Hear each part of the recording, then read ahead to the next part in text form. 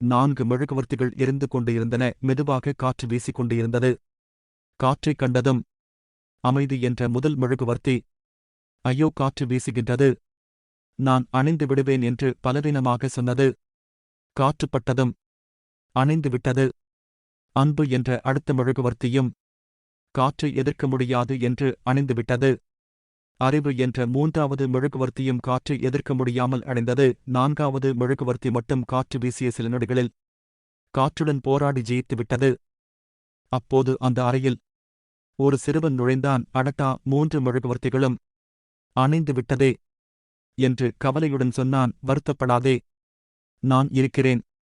என்னை வைத்து மற்ற 3ஐயும் பற்ற வைத்துக்கொள் என்றது சிறுவன். உடனே 4வது மெழுகுவர்த்தியை பார்த்து, உன் பெயர் என்ன என்று கேட்டான். என் பெயர் நம்பிக்கை என்றது அந்த மெழுகுவர்த்தி.